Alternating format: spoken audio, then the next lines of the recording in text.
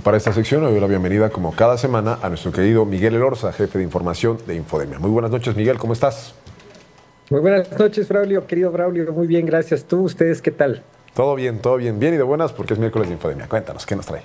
Hombre, pues ya Pérez Ricard justamente nos habló estaba escuchando de la gran infodemia que se generó a propósito del presidente López Obrador, pero hay otras noticias falsas que desmentir y el equipo de Infodemia armó un video a propósito de lo que no respondió el expresidente Ernesto Zedillo y todas las narrativas que generaron aquellos periodistas, comunicadores, hasta porristas del expresidente que se dedicaron a darle eco a sus palabras. Si te parece, si les parece, vamos a ver ese video. El 23 de enero, durante la conferencia matutina presidencial, el presidente Andrés Manuel López Obrador realizó 4 preguntas al expresidente Ernesto Zedillo Ponce de León, quien participaría en un foro organizado por una financiera en la Ciudad de México. Una, ¿por qué convirtió las deudas privadas de unos cuantos en deuda pública? El FOBAPROA. Lo segundo, que conteste por qué envió al Congreso una reforma de pensiones en donde el trabajador, al jubilarse, no va a recibir,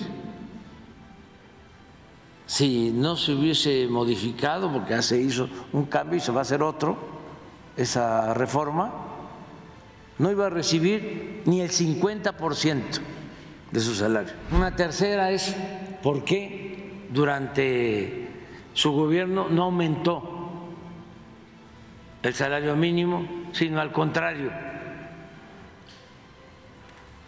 se redujo la cuarta ya. Sí, ¿por qué desapareció los trenes de pasajeros y se fue a trabajar de asesor a la empresa estadounidense que le entregó los ferrocarriles nacionales? Sin responder a las preguntas, Ernesto Zedillo desvió el tema asegurando que la democracia está en riesgo, porque se le ha dado apertura de espacios al populismo. Creo que el mayor reto es proteger la democracia. Si protegemos la democracia, si evitamos esta regresión democrática que estamos viendo en algunos países y sanamos las heridas que se le han causado, entonces soy optimista.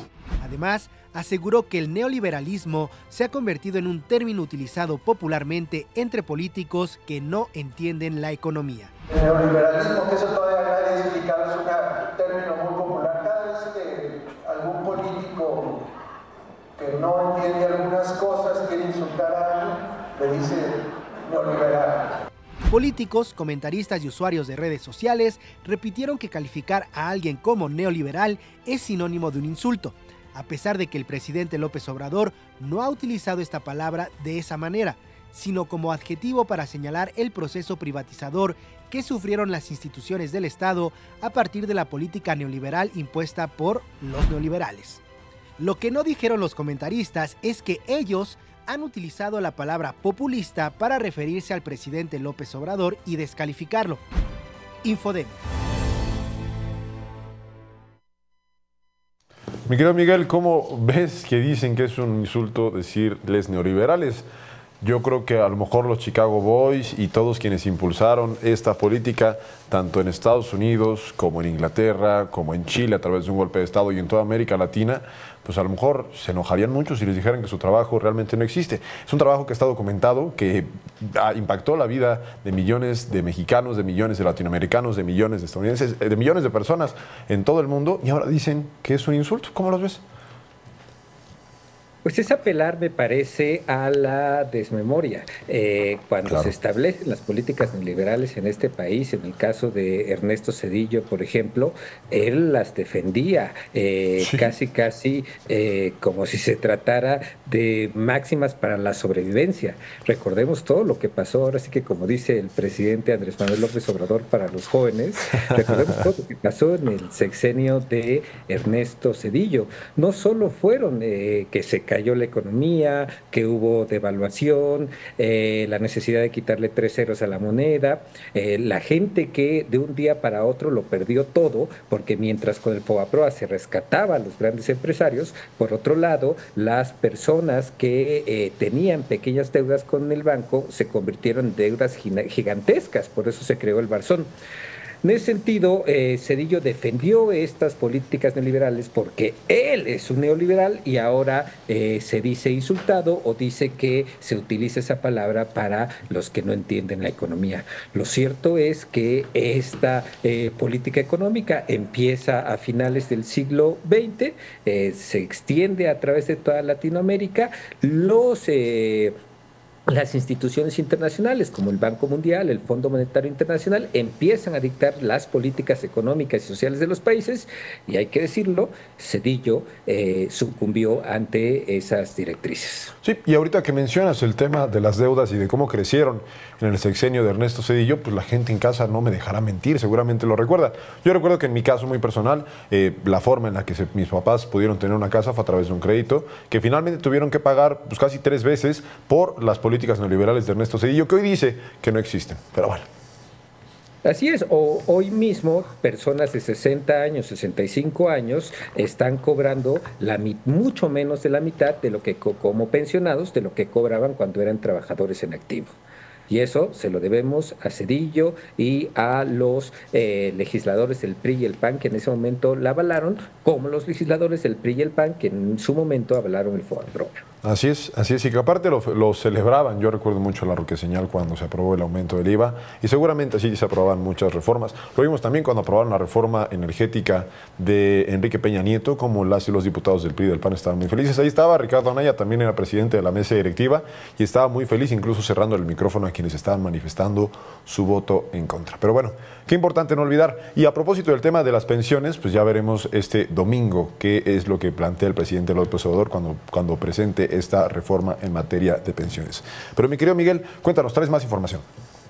Así es, hoy durante la conferencia matutina presidencial en el quién es quién de las mentiras, Elizabeth Vilchis justamente desmintió algo que ha estado circulando a través de redes sociales, pero también a través de las plataformas de mensajería instantánea, estas aplicaciones como WhatsApp, Telegram, etcétera, en donde ponen una imagen de una falsa nueva constitución que dicen va a proponer el presidente Andrés Manuel López Obrador y en la que se propone reformar el artículo 139 de la Constitución actual para eliminar la propiedad privada. Por ejemplo, el WhatsApp que recibí yo decía, ten mucho cuidado, te vas a quedar sin casa. Pues no tengo casa porque con las reformas que se hicieron durante el periodo neoliberal no he podido juntar para comprar una casa.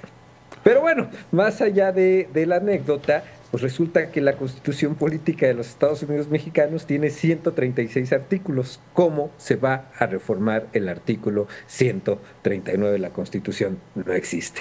Entonces, ahí está el primer desmentido, pero luego se presentan 2 desmentidos que son 2 casos que a mí me parecen paradigmáticos para ilustrar cómo ciertos medios de comunicación han tomado la campaña para desacreditar al gobierno de México y el esfuerzo que hace para el abasto de medicamentos y sobre todo dar atención médica gratuita a las personas que no tienen seguridad social.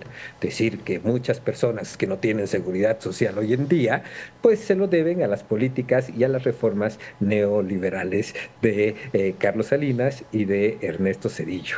Pero bueno, parece que como si lo hubiéramos casi ensayado. El Reforma publicó que demora el IMSS atención a cáncer en Michoacán. Y en ese sentido, pues es falso. Elizabeth Vilchis nos contaba hoy que la persona que, según el Reforma, tardó en ser atendida, no fue así. El 3 de enero terminó 4 ciclos de quimioterapia. El 24 de enero fue valorada por Oncología de Michoacán, donde se determinó que la paciente era candidata a un tratamiento a base de radioterapia, y el 30 de enero se le dio el primer tratamiento de radioterapia. Quiere decir que solo 6 días después de que se valoró que era candidata a radioterapia, se le dio el tratamiento. Entonces es falso que se demore el IMSS en dar este tratamiento. Y otro desmentido también, igual para Michoacán, es que Irma publicó en el Universal, vive en carne propia el desabasto de medicamentos. Pues resulta que el 8 de enero el IMSS le entregó el medicamento exemestano de 25 miligramos que había solicitado la. Vemos cómo a partir de que no son reales del todo, generan una idea general de desabasto de medicamentos. Estamos teniendo problemas para escucharte, mi querido Miguel, pero te agradezco mucho, como siempre, por toda esta información que sirve mucho para desmentir las mentiras de toda la semana. Te mando un fuerte abrazo y nos vemos por acá el próximo miércoles. Una disculpa, hasta luego. Hasta luego.